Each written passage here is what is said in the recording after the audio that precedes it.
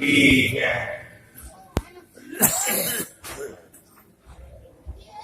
पूज्य गुरुजन,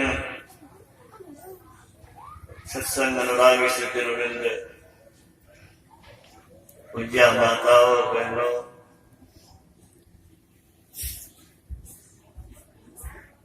मैं इतने ऊंचे आसन पर बैठा हूं, मुझे ग्लानि हो रही है। श्रेष्ठ लोग नीचे में हैं, मैं प्रणाम करता हूं। वक्ता लोग को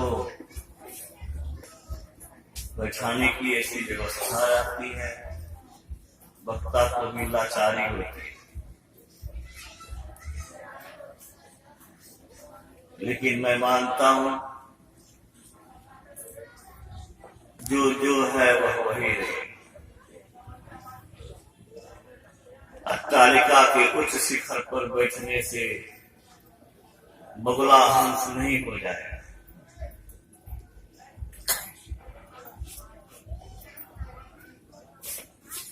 आगे मानव सिंह की उपादेयता पर हम लोग रामचरितमानस से सुना, परमाराध्य की विशद व्याख्या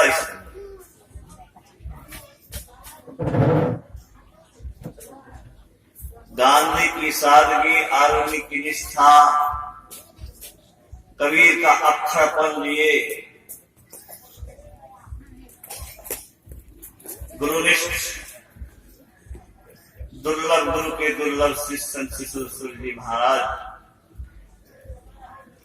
कहते थे, आराध्य की पुस्तक में मैं दीमक नहीं लगने।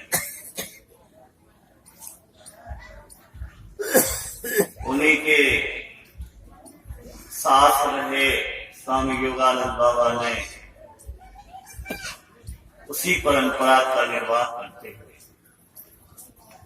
गुरु महाराज के अनमोल प्रवचन का पाठ करवाया है। मुझे बहुत अच्छा लगता है। परमाराध्य के प्रवचन विशेष लाभकारी।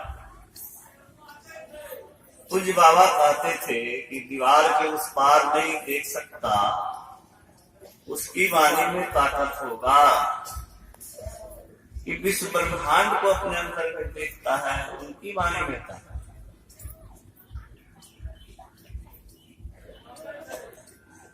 उसी परंपरा को हमारे बाबा निभा रहे हैं। मैं इनको नमन करता हूं। उनकी कमी हम लोग को आज नहीं खड़ती। मनुष्य तन बड़ा दुर्लभ तन, क्या विशेषता यह कि जो इस शरीर में हो किसी शरीर में। स्वामी विवेकानंद ने कहा, सिर्फ मनुष्य ही ईश्वर बन सकता है।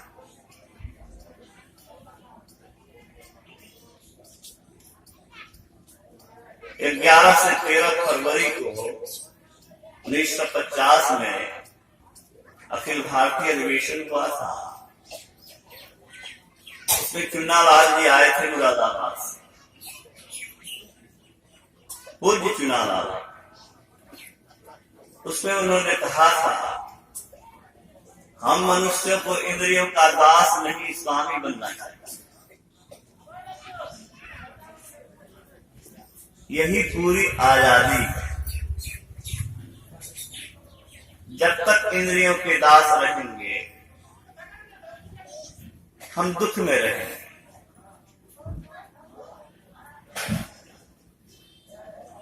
ये दुनिया है, लक्ष्मीनिया का नाम सुनते हैं। लक्ष्मी की नगरी शायद लक्ष्मीनिया। ये दुनिया किसकी नगरी? दुख की नगरी, दुर्दिन की, दुर्भाग्य की, दुर्दशा की ये नगरी है। अभी हम लोग आराध्य के प्रवचन में सुने कि भारत के जो सम्राट थे पृथ्वीराज चौहान, उसको जब मोहम्मद गोरी ने पराजित किया तो उसको आंखें फोड़ डाला, लोहे के जंजीर में जकड़ करके उसको अफगानिस्तान ले जाए। बड़े बड़े की दुर्दशा। और हम लोगों ने अपने सामने देखा, श्रीमती गांधी गोली से भून दी गई, बेटा राजीव गांधी मानव बम में छितरा होके उड़ गया। हम लोग का शरीर संकटों के बीच है, काल के मुंह में है।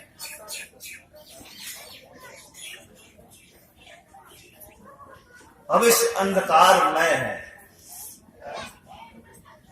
कब कौन सी विपत्ति, कष्ट, पीड़ा, सीख सिखता रहा, प्रतिकूल परिस्थिति आएगी, ठिकाना नहीं। कब मुस्कुराहट रुलाई में बदल जाए, ठिकाना नहीं। क्षण ही खुलावत, क्षण बुझावत, जगत विकट की रीति। और खरत फल खरस शोक हुई, जाल पात विकृति। जो चाहे इसे जम जीती।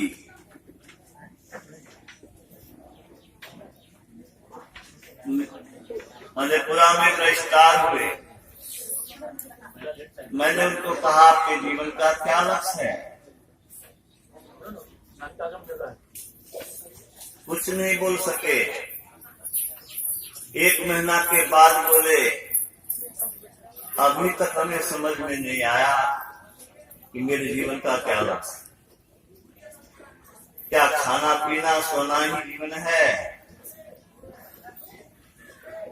2010 में हरिद्वार में विदेशी 20 वर्ष की अमेरिकन से भेंट हमारी। मैंने उससे पूछा, what's your aim of life? तुम्हारे जीवन का क्या उद्देश्य है? हमें आश्चर्य हुआ। उसने कहा, समाधि। धर्म प्रधान देश का विद्वान नहीं समझता है मेरे जीवन का लक्ष्य, अपने जीवन का लक्ष्य। लेकिन अमेरिका के 20 वर्ष की लड़की बताती है समाधि। मैंने पूछा, अंग्रेजी नहीं बोलता हूँ, हिंदी बोलता हूँ। फिर हिंदी बोलना पड़ेगा। कैसे प्राप्त करोगी? तो उन्होंने कहा, योगा से। मैंने कहा, योगा करती हूँ? कहा, हाँ करती हूँ। अमेरिका की लड़की भारत में आके योगा करती है, तुम तो यहीं की हो, हजारीबाग दूर नहीं है। तो योगा करो। भगवान कृष्ण ने योग का उपदेश दिया है। योगी बनने के लिए उन्होंने निर्देश दिया है। अर्जुन तो महाभारत के युद्ध लड़ रहा था, फिर भी उसको कहा योगी बनो। हम सबको योगी बनना चाहिए, क्योंकि योग जो है भविष्य को सुरक्षित करता है, भविष्य को निरापद मार्ग पर ले जाता है और अंत में निर्वाण दिलाता है। भगवान कृष्ण के ही शब्द को रखूं, स्वल्पम अपस्य धर्मस्य त्रायतो महतो अभ्यास। थोड़ा भी अभ्यास महाभय से बचा है। नीचे की जोनी में नहीं जाने। भगवान कृष्ण ने कहा स्वर्ग के विशाल सुख को भोगेगा, फिर जोगी के कुल में जन्म लेगा और अंत में वह पूर्णत्व को पाए, मुक्त हो जाए, आवागमन से छूट जाएगा। ये शरीर, इसमें दुख आपस लगा हुआ है। पर महाराज ने कहा ऐसा जीवन प्राप्त करो, कैसा जीवन जो शरीर और संसार वाला नहीं है। ये शरीर का जीवन अच्छा नहीं है। हंसी बेबसी में बदल जाती है, मस्ती किसी की रहती नहीं। कैसी मस्ती चाहते हो जो झड़ जाए, जो मर जाए, जो मस्ती मिटती है, झड़ती है, वो मस्ती मस्ती नहीं है।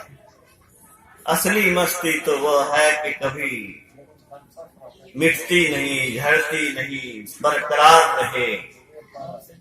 वो बरकरार कैसे रहे, इसके लिए इंद्रियों के द्वारों से अपने को सिमट करके अंदर में जाने की प्रेरणा गुरु महाराज के प्रवचन में आया। सुखमन के जीना नाल से अमृत की धारा बह रही। कितना दुर्भाग्य है, अमृत है लेकिन अमृत मिला नहीं। मनुष्य शरीर उस अमृत पान को करने के लिए मिला है। उस अमृत को पान कर हम अपने को अमर बना सकते हैं, शरीर रहित जीवन जी सकते हैं। अभी हमारी जिंदगी क्या है, पर आश्रित है। अन्न नहीं मिले तो व्याकुल, पानी नहीं मिले तो व्याकुल, जाड़े है तो आग के बिना व्याकुल। चीजों पर हमारी खुशी निर्भर है, चीज पर निर्भर है, हम पर आश्रित हैं। जो स्वच्छंद रह सकता है, अभी आग से डर है तो शास्त्र से डर है तो बंदूक से डर है, लेकिन जब ये आत्मा शरीर से अलग होगी तो इसे किस चीज का भय है? अथाह और अनंत शक्ति संपन्न जीवन ये जीव जी सकता है, वही सुखमन के बिना नाल में घुस गए। अफसोस बड़े बड़े विद्वान को इसका पता भी नहीं है। सुखमन के बिना नाल से अमृत की धारा बही रही। मीन सूरत धार भाषा से सीरा चढ़, कैसे चढ़ोगी? गुरु मंत्र जप, गुरु ध्यान कर, गुरु सेव कर, अति प्रीत कर, गुरु की आज्ञा मान प्यारे, कर सदा गुरु की कहे। तब क्या होगा? उस नाल का झीना द्वारा गुरु तुझे देंगे बता। दो नैन नासा मद सन्मुख, सुई अगदर ले रही। तम फटे अंधकार मिटेगा, ज्योति भरे आकाश का तू सैर कर। गुरु महाराज कहते हैं जैसे वायुयान से स्थूल संसार में लोग स्थूल शरीर लेकर जाते हैं, वैसे सूक्ष्म जगत में प्रवेश करोगे बिना किसी सवारी के, ब्रह्मांड में विचरण करोगे। जब सुनता हूँ इस बात को, विचारता हूँ तो सोचता हूँ क्या भागा ही हूँ, लेकिन कर क्या सकता। कोशिश जारी, संघर्ष जारी है और यही रखना है। स्वामी विवेकानंद के शब्द को याद रखना, मैं तुम्हें को विशेष कहता हूं। पवित्रता के प्रयास में, पवित्र बनने के प्रयास में हजारों बार मृत्यु का स्वागत करना पड़े, एक बार नहीं, हजारों बार उसका स्वागत करो। कोई कारण नहीं, क्या अमृत नहीं मिले तो हम मृत मिले। अमृत के लिए संघर्ष तब तक जारी रखेंगे जब तक कि हम उसे पा न लेंगे। और भगवान कृष्ण ने तो कह ही दिया है, और गुरु महाराज ने भी अभय वचन दे दिया है, भक्ति का संस्कार पूर्णता दिलाकर ही छोड़ता है। लाइट कट गए जनरेटर लाइट कैसे हो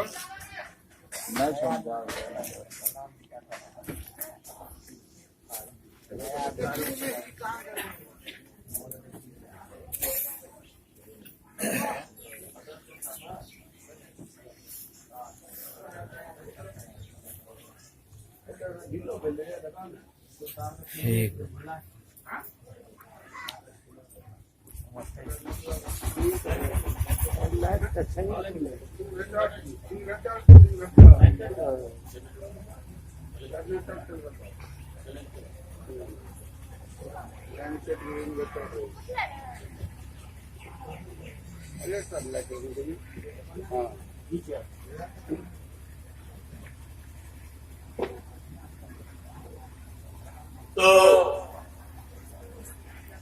अदम्य उत्साह, उमंग और उल्लास के साथ हमें अपने अंतःकरण को, आप सबको ये कोशिश करनी चाहिए। गुरु महाराज ने कहने की कृपा की, मनुष्य में दो प्रधान बातें हैं, ईश्वर भक्ति और सदाचार। ये दो है तो ठीक मनुष्य है, नहीं तो मनुष्य शरीर का है लेकिन मनुष्यत्व नहीं। गुरु महाराज ने कहने की कृपा की, मनुष्य शरीर पा करके जो दुखों से छूटने की कोशिश नहीं करता, उसमें मनुष्यत्व में कमी है। मनुष्य विचारे नहीं, विवेक नहीं तो मनुष्य क्या। विचारिए, इस दुनिया में क्या सार है, क्या आसार है। गुरु महाराज ने कहा, ईश्वर भक्ति सार है, ईश्वर भक्ति सार है। जैसे शरीर में सार प्राण है, प्राण नहीं तो शरीर लाश बनेगा, सड़ेगा। ऐसे ही आपके पास अगर भक्ति नहीं तो कुछ नहीं। भक्ति की शक्ति उन्होंने देखी और हम लोगों को भी देखने का मौका मिला। 1979 ईस्वी में जिला वार्षिक मेरे गांव में मैं उनको लाने गया, जेबीसी नहर पर एम्बेसडर कार में गुरु महाराज के साथ भर ठेकना गड्ढा, बालू, मुसलमान ड्राइवर, गाड़ी बंद, फिर चले। लगता था बंद हो गई, फिर चल रही। गांव में जब स्कूल पे उतरा, मुसलमान ड्राइवर ने कहा, ये गाड़ी को मैं नहीं लाया हूं, इनमें शक्ति है। श्री सद्गुरु महाराज उन्होंने अपनी शक्ति को जागृत और हम लोग के कल्याण के लिए, उद्धार के लिए, पथ प्रदर्शन के लिए आए। हम लोग इतने अभागे हैं, उनके निर्देश का पालन नहीं करते।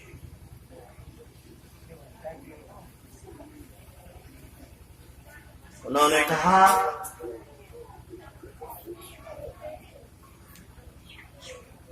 चोचा पक्षी अच्छा घर बना लेती है, कोयल की कूक बड़ी अच्छी लगती है, घोड़ा बड़ी अच्छी चाल चलता है तो उसकी कीमत बढ़ जाती है, कुत्ता सूंघ करके हत्यारा और डकैत का पता लगा लेता है। मनुष्य में भी कुछ कारीगरी आ गई तो कौन बड़ी बात आ गई? कोई बड़ी बात नहीं आई। बड़ी बात क्या है? बड़ी बात यह है इस जीवत्व दशा से अपने को मुक्त करके शिवत्व दशा में ले जाएं। हम क्या है? स्वामी विवेकानंद ने कहा प्रत्येक जीव और व्यक्ति ब्रह्म है। अरे ब्रह्म होकर के भिखारी, ब्रह्म होकर के भयभीत, ब्रह्म होकर के रोना। ये रोना इसलिए कि हम अपने सिंहत्व को भूल रहे हैं। लेकिन याद रखिए, कमजोर कुचला जाता है, भिखमंगा भगाया जाता है, अपमानित और तिरस्कृत होता है, सताया जाता है। हम लोग सुखुमना में घुसना चाहते हैं, क्यों नहीं घुस पाते हैं? बड़े वजन को भी पकड़े, सोना चांदी को भी पकड़े और आकाश में उड़ने की बात भी सोचें, कैसे हो सकता है? कैसे हो सकता है? हाइड्रोजन गैस बनना होगा। बैलून में कभी कभी लोग हाइड्रोजन गैस वाला बैलून देखा है, उसको छोड़ दोगे तो सीधे ऊपर चला जाएगा। एक बैलून होता है ऊपर नहीं जाता है, थोड़ा बहुत जा सकता है, लेकिन सीधे ऊपर नहीं चला जाएगा। जिसके दिल में संसारिक वस्तु की चाहना है, उसको प्रभु के पास नहीं जा सकता। स्वामी राम तीर्थ ने बड़ा अच्छा कहा। क्या कहा स्वामी राम तीर्थ ने? ये बात एक साथ नहीं हो सकती कि तुम इंद्रियों का दास बनो और ब्रह्मांड का स्वामी बनो। गुरु महाराज ब्रह्मांड के स्वामी बने। कैसे बने? न खाने की चिंता, न पीने की चिंता, न शरीर की चिंता, बस पाने की चिंता। एक लालसा, जहां काम कह राम नहीं, जहां राम नहीं काम, कहे कबीर कबहू न मिले, रवि रजनी एक था। मैं तो अपनी कामना को जला देना चाहता हूं और पल पल मुझे महसूस होता है इस संसारिक उपलब्धि में कुछ नहीं है, कुछ नहीं है। मौत को नजदीक से देखा हूं और लौट के आया हूं। मैं जाने के लिए तैयार था। मैं कहता था गुरुदेव से, इस दुनिया में रखा क्या है गुरुदेव? 65 बरस जी लिया और 10 बरस जी लेंगे तो क्या होगा? मुझे कोई जरूरत नहीं है संसार में रहने की। आप जहां उचित समझते हैं वहां ले चलिए, लेकिन आपको स्मरण करते हुए ही हम जाएं, बस एक लालसा मेरी पूरी कर दें। क्या लगता है? अरे देखते देखते जमाने बूढ़े पेड़ में बदल जाएगी। हम लोग 65 बरस जिए, लगता नहीं है कि 65 बरस जिए हैं, लगता है कि कल है तो कौड़ी खेलते थे। उमरिया धोखे में बीत गयो,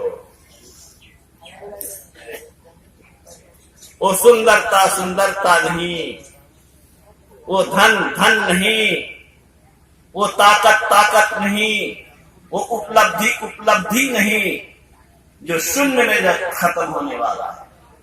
अल्टीमेट रिजल्ट क्या है? अंत रिजल्ट क्या है बोल? नरपति प्रजा भेद बिनु देखे, गहे काल सब एक ही लेखे। राजा हो कि रंक हो, श्मशान में कोई फर्क नहीं है, सब राख और लाश है। फर्क कहाँ है? फर्क है जिसने संत के आदेश उपदेश के परिवेश में अपने जीवन को दिया, उसकी आत्मा देवदूत के हाथ में आदर के साथ देवलोक ब्रह्मलोक ऊंचे से ऊंचे लोग उसे जम के हाथ में नहीं, वो ब्रह्म के यहाँ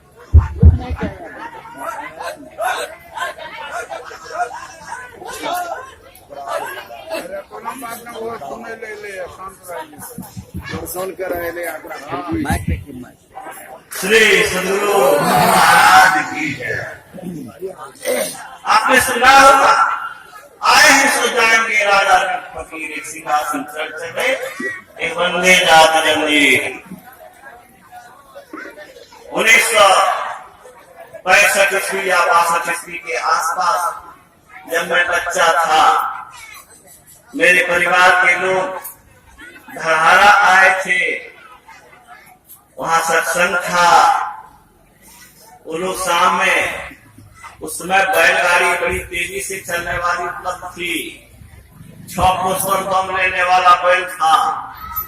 सत्संग खत्म हुआ, 8 बजे रात में पहुंच गए वो लोग और बोलने लगे अपने में, हम तो छोटे थे सुन रहे थे, दखलहा गुरु महाराज के शक्ति केना बादल रहे, केना लागले वर्षा आधा का तरम तोड़ हेते।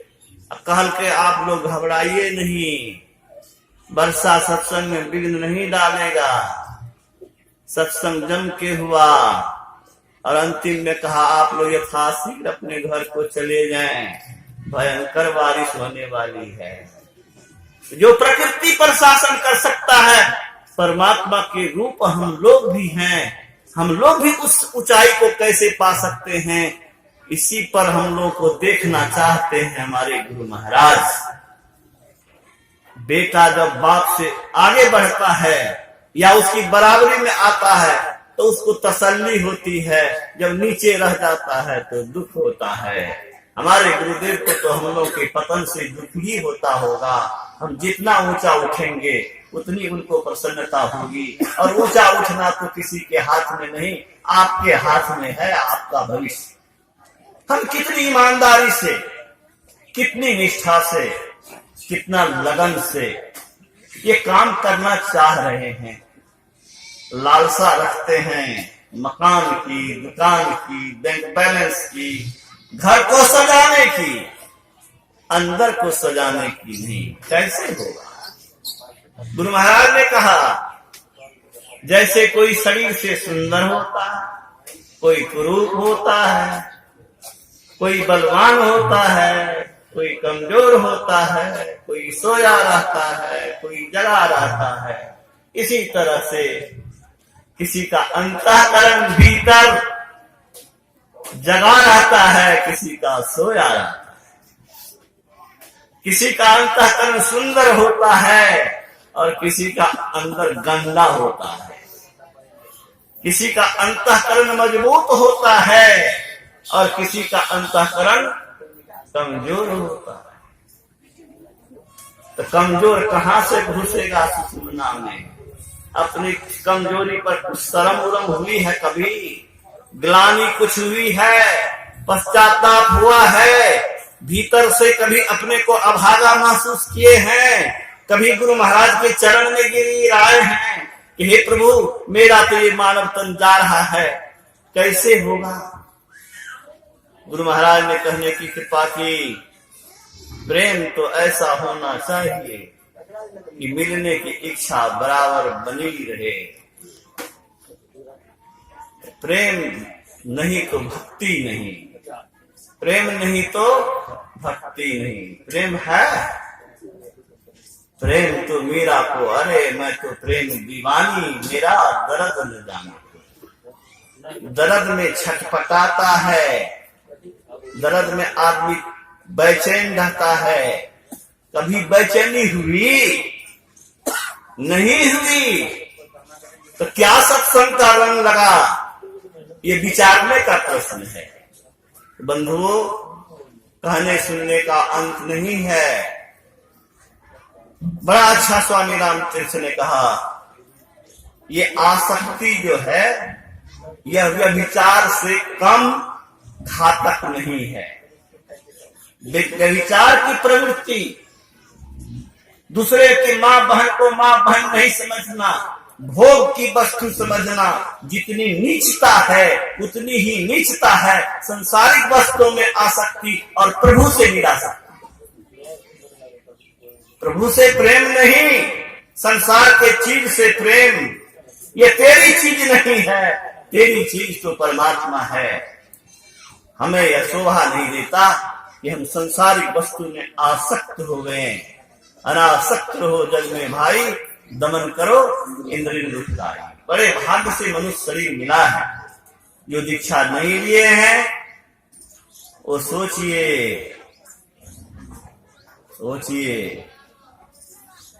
राम ने, कृष्ण ने, शिव ने, सबने गुरु को प्रधानता दी। अंतर मार्ग में कैसे चलेंगे? कैसे अमृत मिलेगा? अमृत है, अमृत देखने का भी मन नहीं हुआ, इससे बड़ा अभागा क्या? हम लोग को देखने की लालसा नहीं है, पाने की लालसा है। कुछ कर भी रहे हैं, पता नहीं, हो सकता है जिस दिन तपस्या पूरी होगी उस दिन मिल जाएगा, लेकिन संघर्ष जारी रहेगा। स्वामी रामतीर्थ ने कहा, अंधे को ही संसारिक वस्तु से प्रेम होता है। देखते नहीं हो, ये संसार की वस्तुएं सबों को रुलाया है। जिस वस्तु ने सबको रुलाया है उसी को पाने की तुम्हें भूख है, तुम्हें आंख नहीं है। अंधे को ही संसारिक वस्तु से प्रीति भाती है। तो हम अंधा नहीं बने, बुद्धिमान बने, विवेकी बने। ये सड़ने गलने वाली चीजों को पकड़ोगे तो सड़ गल जाओगे। सड़े हुए चीज से जो सारा काम करवाता है वो आत्मा है। उस आत्म शक्ति को जो जागृत करेगा वह आत्म स्वरूप हो जाएगा। और इसके लिए गुरु से युक्ति लेकर के साधना करने की आवश्यकता है, जिसका उद्देश्य भगवान राम ने किया कि करण धार सदगुरु दृढ़नावा दुर्लभ साधन करी पावा। जो न तरई भव सागर नर समाज अस्ताय सुकृत निंदक मंदमती आत्म हन गति जाए। तो अपनी हत्या आप मत करिए, सत्य को ठुकराइएगा, आपका सत्यानाश हो जाए। सत्य स्वरूप परमात्मा है, उससे प्रेम करिए। पूज्य जोगानंद बाबा से आग्रह करते हैं, परमाराध की पावन जन्मभूमि से आए हैं, संदेश हम लोग को दें, उपदेश दें, कृपा करें। सदगुरु महाराज की जय। बोलिए प्रेम से श्री सदगुरु महाराज।